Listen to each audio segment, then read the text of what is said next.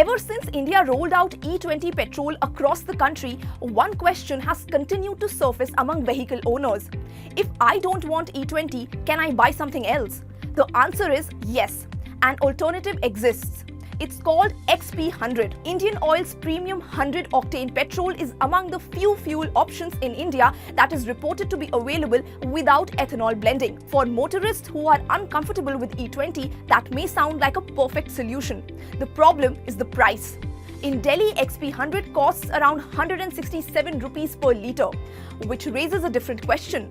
If an alternative to E20 exists, why are so few people actually using it?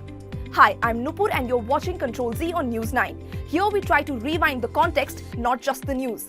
Because context ke bina news sirf noise hai. Now, to understand the interest in XP100, it's important to understand what has changed. India has made E20 petrol the standard fuel available at petrol pumps. E20 contains up to 20% ethanol blended with petrol.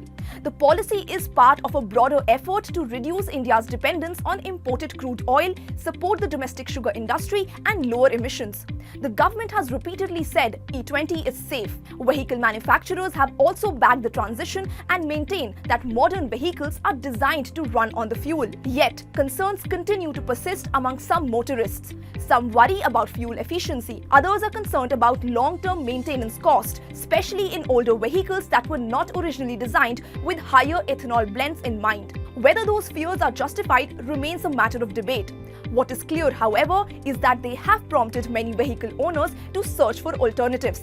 And that search often leads to XP100. XP100 is Indian Oil's premium petrol offering.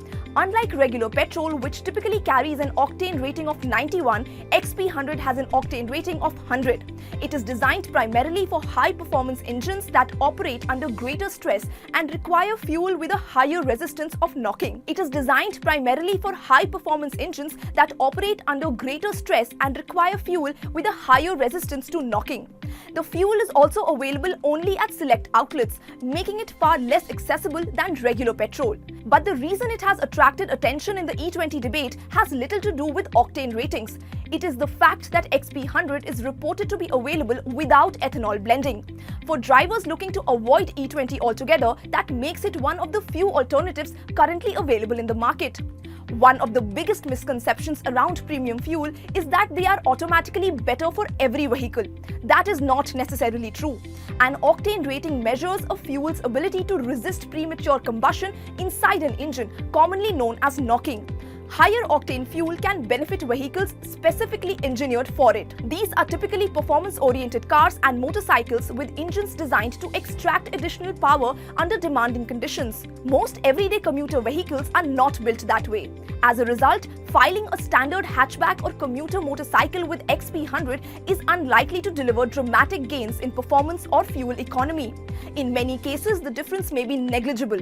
The fuel is different. The question is whether your vehicle is capable of taking advantage of that difference. So, can you use XP100 in a regular car? Well, in most cases, yes.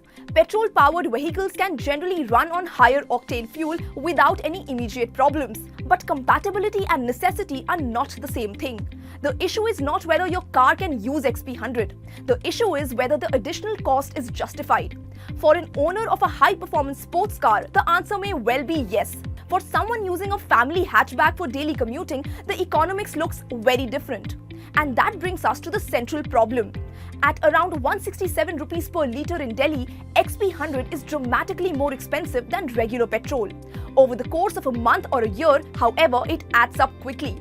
For most households, fuel is a recurring expense rather than an occasional purchase.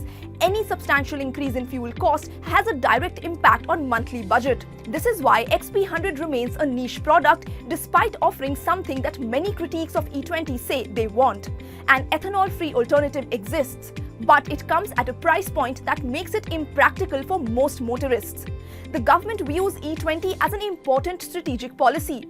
It reduces oil imports, supports domestic ethanol production, and aligns with broader energy security goals. Automakers have publicly supported the transition and maintain that E20 is safe for vehicles approved to run on it. Yet some consumers remain unconvinced and continue to look for alternatives. XP100 demonstrates that alternatives do exist.